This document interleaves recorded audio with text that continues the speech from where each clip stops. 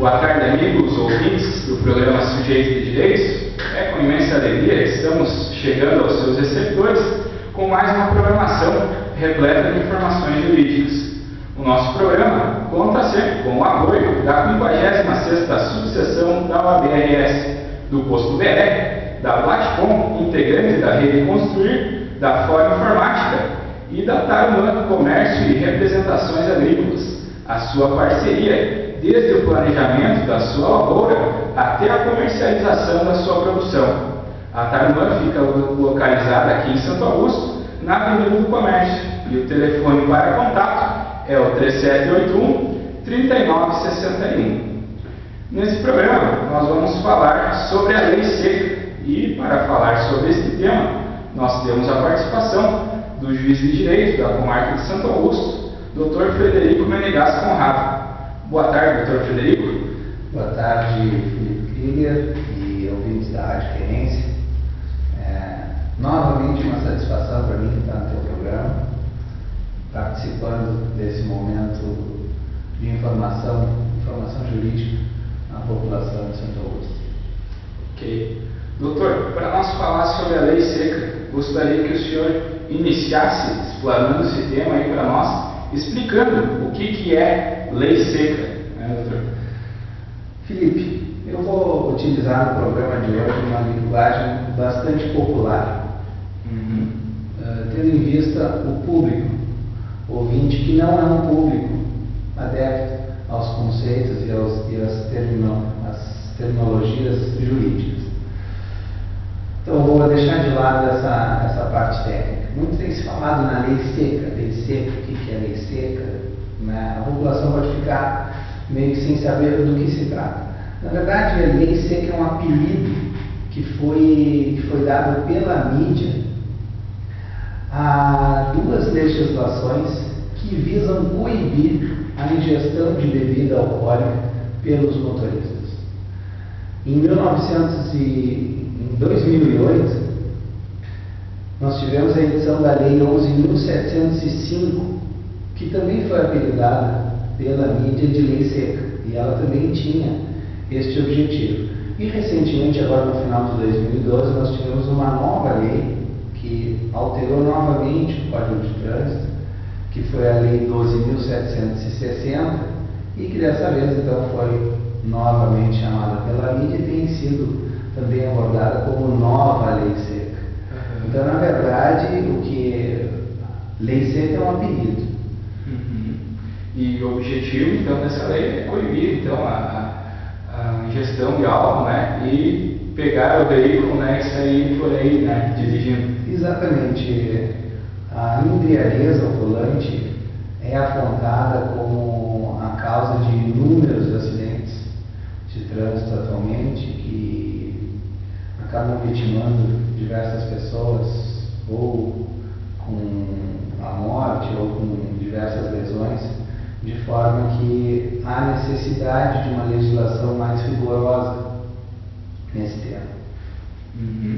Bom, o doutor já colocou, né, o nosso Código de Trânsito, há pouco tempo teve algumas alterações pela chamada Lei Seca, né, que foi em 2008. E agora, no final de 2012, teve mais alguns ajustes realizados pela nova Lei Seca, né, doutor?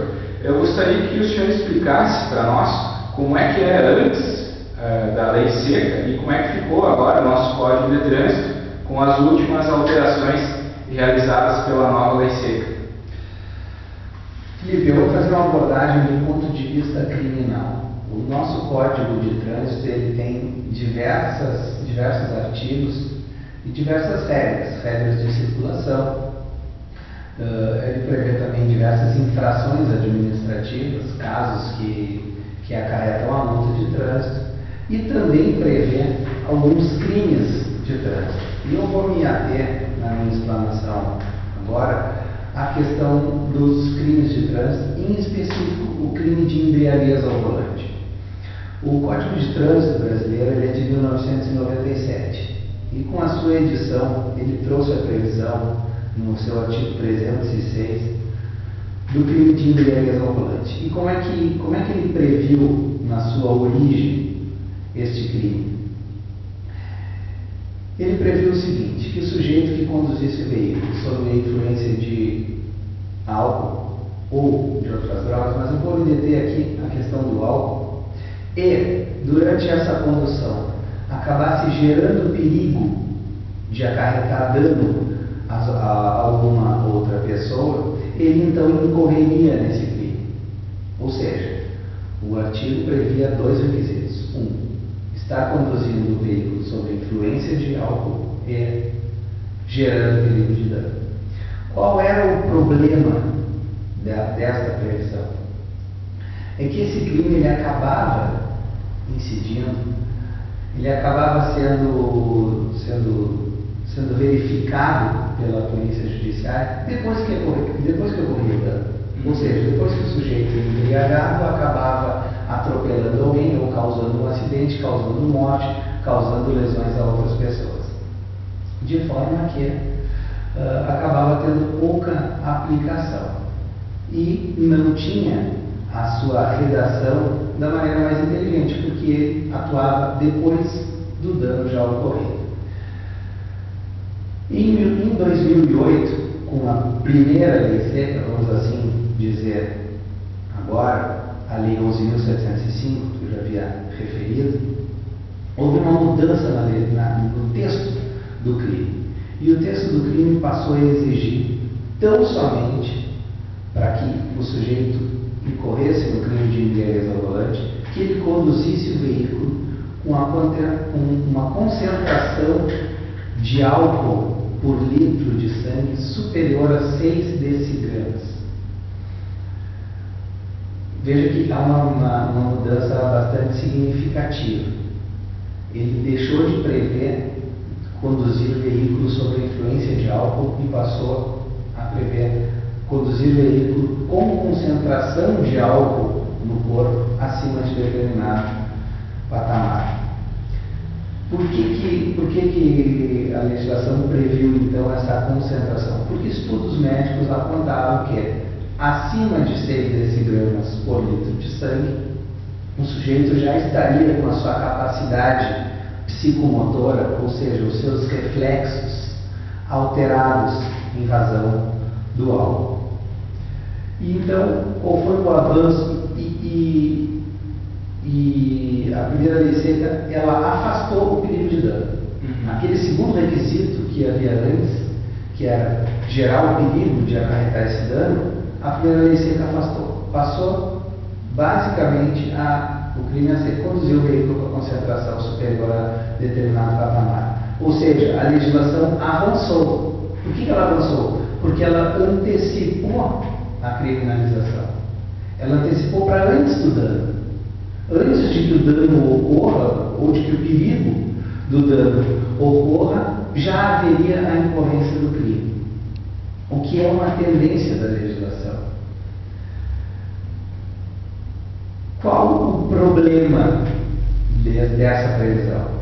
Foi a questão, acredito, ali do direito constitucional de não fazer prova contra si mesmo, né? Exatamente. A lei prevê uma concentração superior a um determinado número, que era 6 decigramas de sangue, precisa se aferir se o sujeito está com essa concentração superior ou inferior. E para que se possa aferir este número, existem dois exames de alcoolemia, que conseguem constatar essa quantidade de álcool no corpo, que são o exame de sangue e o teste do etilômetro, que é popularmente conhecido pelo bafômetro. O que ocorre? Esse artigo, essa primeira lei seca, ela foi considerada uma grande atrapalhada do Congresso Nacional.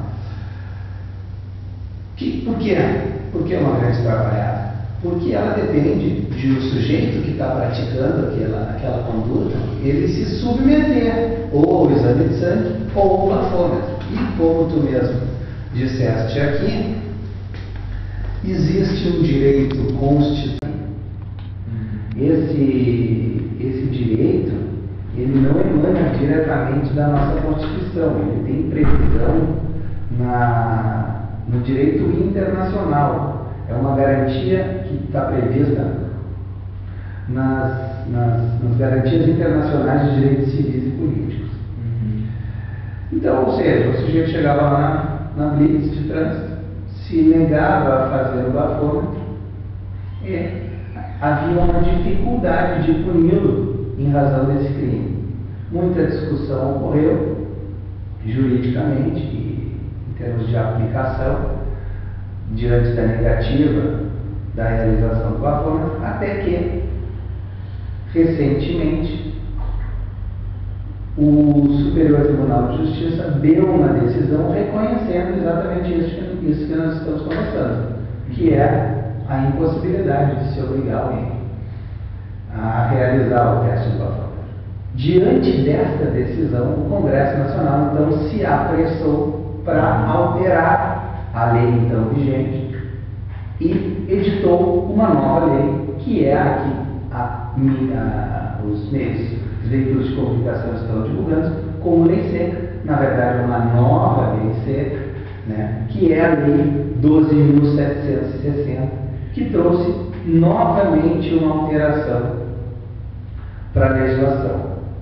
E então, como é que passou a ser previsto o crime depois dessa lei do final do ano passado? O legislador abandonou aquela previsão de conduzir o veículo com concentração de álcool no corpo.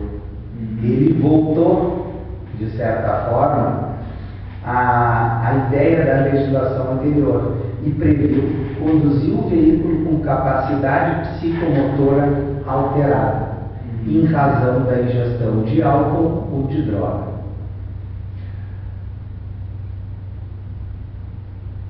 E a grande questão é como se dá essa constatação da capacidade psicomotora alterada. E aí começam as discussões. Né? A gente sabe que nós estamos passando por um momento de muita deficiência legislativa na concepção da legislação, em especial a legislação criminal, que tem que respeitar um princípio máximo, que é o princípio da legalidade e o princípio da tipicidade, que diz que os crimes têm que ser claros, a população tem que ter condições de saber o que é o crime e o que não é. E novamente, então, ela prevê uma redação que traz bastante discussão. A própria lei, ela diz que a capacidade psicomotora alterada, ela pode ser constatada, pode ser verificada através dos exames de alcoolemia, que são aqueles dois que a gente estava conversando, mas também, e aí a grande novidade da lei, por sinais que indiquem essa situação. Sim. E este é o avanço da legislação, mas também a partir daí surgem muitas discussões. Esse foi o principal objetivo da lei. Quais são os problemas? Que sinais são esses que indiquem? Né? A legislação, então, ela diz que esses sinais que indiquem a capacidade psicomotora alterada necessitariam ser regulamentados pelo CONTRAN, que é o órgão máximo de trânsito. E aí surge a primeira discussão: haveria essa necessidade de regulamentação mesmo pelo CONTRAN? Essa regulamentação ela já existe, não existe? E afinal, o que são esses sinais? Sim. Só que o parágrafo 2º do mesmo artigo, o parágrafo 1º diz que há a necessidade de regulamentação. E o parágrafo 2º, ele abre a possibilidade de qualquer tipo de prova comprovar. Então já surge essa primeira discussão. Não há ainda uma tendência em termos de decisões judiciais, mas me parece que o que houve foi uma falha, novamente, na redação de forma que a regulamentação que o legislador exigiu que exista, ela já está na própria lei. Ele mesmo já regulamentou no parágrafo seguinte. E o que seriam esses sinais? Pode ser um exame clínico feito pelo médico, atestado pelo médico. Pode ser qualquer tipo de captação de imagem ou de áudio com utilização de câmeras de celular e até depoimento das pessoas que presenciaram a situação do sujeito que estava conduzindo o veículo quando abordado pela autoridade de trânsito. Que seriam esses sinais? Uma fala descompassada, um hálito etílico, uma dificuldade de concentração e fixação do olhar, falta de equilíbrio. Todas essas características, essas condições são características da embriaguez. E eu entendo que é prudente, no momento que a autoridade policial fizer uma abordagem, que ela, na medida que o sujeito não aceita fazer o teste do bafômetro, né, que ela constate esses sinais, mas que ela também conduza a um hospital para que um médico de plantão ateste a situação de embriaguez. Esse parece ser um grande problema, que a gente ainda não sabe como é que vai ser solucionado juridicamente. Não sabemos que outros problemas vão surgir dentro deste ponto. O que nós só vamos saber com o tempo e com a aplicação aí deste artigo. E um segundo ponto assim, que eu vejo como problema e que pode causar discussão é a lei, então, ela prevê duas formas de prova dessa capacidade alterada. Uma é através dos exames aqueles, bafômetro e exame de sangue, ou esses outros sinais qualquer. O problema vai ocorrer, já antevendo o problema, quando o teste do bafômetro dá negativo, as pessoas se sujeitam a fazer o teste do bafômetro dá negativo, mas a pessoa aparenta um estado de embriaguez completo. Ela não consegue falar adequadamente, forte hálito, falta de equilíbrio, aparentando estar embriagado, mas com o teste do bafômetro negativo. Ela poderia ser caracterizada com essa capacidade alterada? Tecnicamente, sim. Né? E é uma situação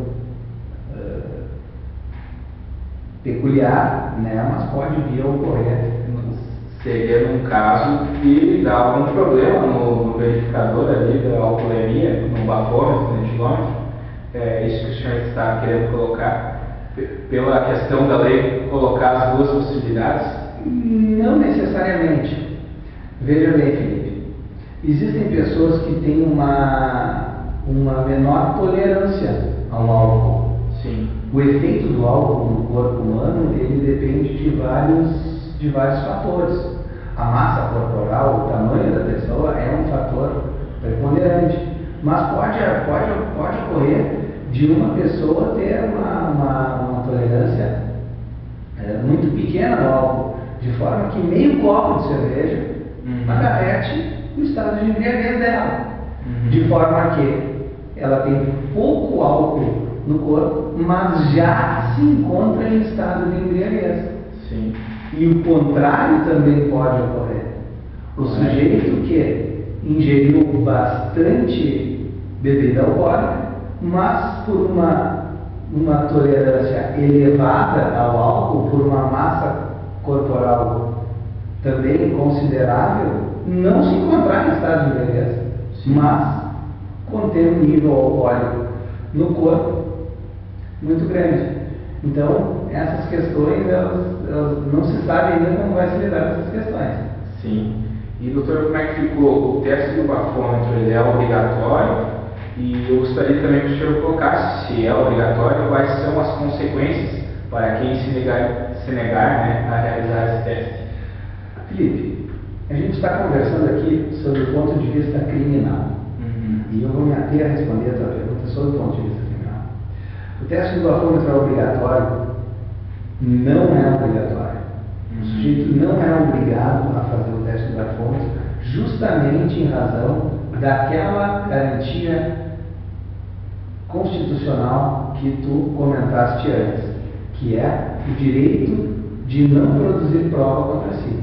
O bafômetro exige do sujeito uma conduta ativa, ou seja, ele precisa botar a boca no bafômetro e assoprar o bafômetro. Isso é uma conduta que o sujeito não é obrigado a praticar se ele não quiser. Então, o teste do bafômetro não é obrigatório. E qual a consequência disso? Consequência de ele não realizar o teste do bafômetro, que ele vai se sujeitar os outros meios de prova que a legislação autoriza que se comprove a embriaguez. Ou seja, o bafômetro ele passa a ser uma prova mais a favor do sujeito do que contra o sujeito. Ele pode querer comprovar com o bafômetro que ele não se encontra com álcool no sangue em nível tal que acarretaria a conclusão de que ele estaria embriagado. Basicamente essa é a questão. Até porque o parágrafo 2º do artigo 306 do Código de Trânsito, ele prevê o direito à contraprova, que é outro que dá margem a diversas outras discussões. O que o sujeito parado numa blitz tem direito a produzir de prova de que ele não está embriagado? Ele tem direito a fazer um exame de sangue? Ele tem direito a fazer um teste do bafômetro? Essas respostas, elas vão surgir com o tempo. Não há uma resposta na legislação. Claro, como o senhor comentava antes, né, a questão de ele não ter ingerido, né, mas apresentar sinais de embriaguez, ter ingerido, né, apenas meio copo, como o senhor falava, né, e apresentar sinais. Então, como meio de prova seria então ele se aproveitar, né, desse teste do bafômetro, né, para comprovar que não tem tantos decigramas, né, de álcool por litro de sangue. Exatamente. Não só o teste do bafômetro, como o exame de sangue. Porque, Felipe, nós sabemos que nem sempre a nossa polícia está equipada do etilômetro, né, que é o aparelho que faz o teste do bafômetro. Né? Então, pode ser também que o sujeito queira fazer o teste do bafômetro em determinada ocasião e não exista com a autoridade de trânsito esse teste. Então, são questões que vão ter que ser trabalhadas durante a aplicação dessa lei. São questões que vão dar problema no futuro, com certeza. Doutor, e qual é a punição para quem dirigir após ter ingerido bebida alcoólica? A punição, do ponto de vista criminal, ela é a detenção de 6 meses até 3 anos, uma multa pecuniária e a suspensão da carteira pelo mesmo período da pena de detenção. Qual o significado para o ouvinte dessa pena de detenção nesse patamar de 6 meses a 3 anos? O sujeito fatalmente será processado pelo crime de embriaguez. Ele não possui na legislação nenhum benefício anterior ao processo. Ele pode ter direito a alguns benefícios durante o processo. E, se condenado, ele também, em razão da pena, evidentemente, ele tem que satisfazer outros requisitos, ele também pode ser condenado a uma prestação de serviço da comunidade, o que a gente chama de penas alternativas. Em último grau, uma prisão em regime semiaberto. E o regime semiaberto nós sabemos que ele é praticamente inexistente no nosso sistema penitenciário.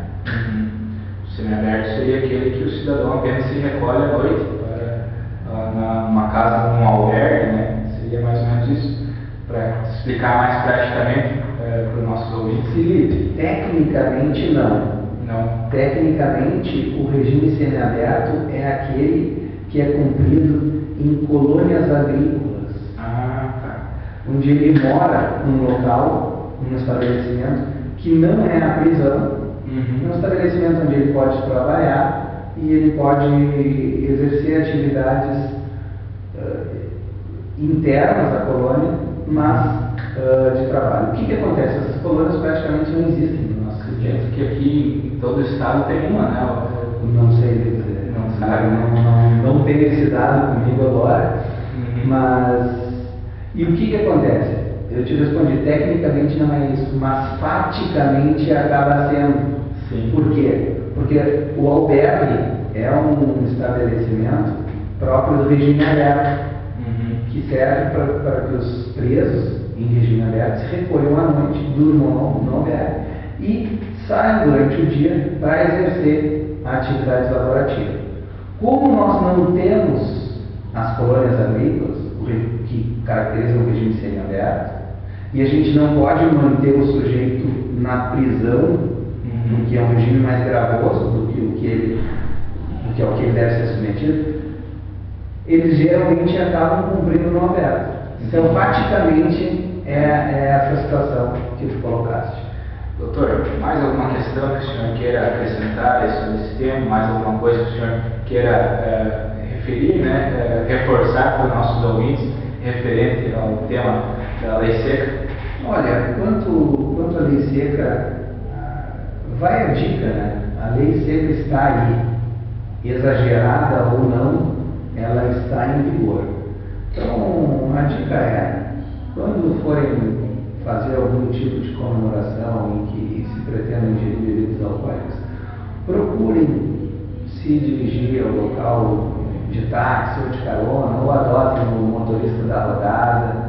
Essas posturas, elas são bastante culturais, nós estamos começando a introduzir elas na nossa cultura e, com certeza, com isso, o número de acidentes envolvendo mortes e graves lesões irá diminuir. Então, fica a dica. Isso aí. Nós estamos encerrando, então, o programa Sujeitos de Direitos.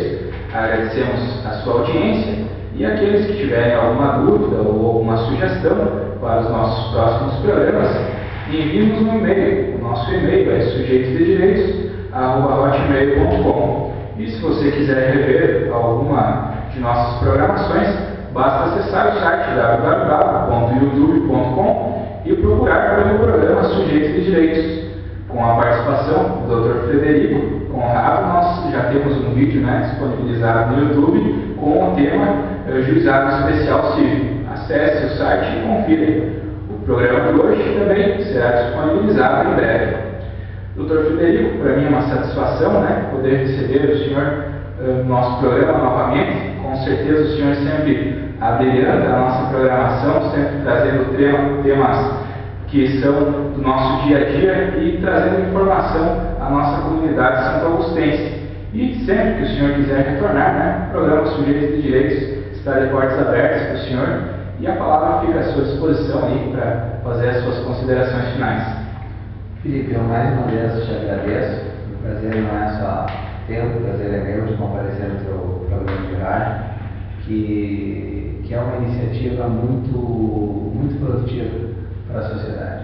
Eu mais uma vez aqui eu te parabenizo, de coração, uma parabenização bastante sincera pela tua iniciativa. Eu deixo aqui o meu abraço aos ouvintes da Rádio Querência. Ok, obrigado, doutor.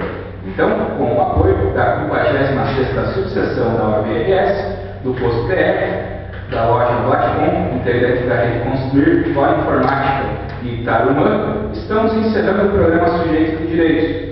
No próximo sábado, teremos a participação da doutora Elisete Bueno Midre, que estará falando sobre a nova legislação dos empregados domésticos. Desejamos a todos um ótimo final de semana e até o próximo programa.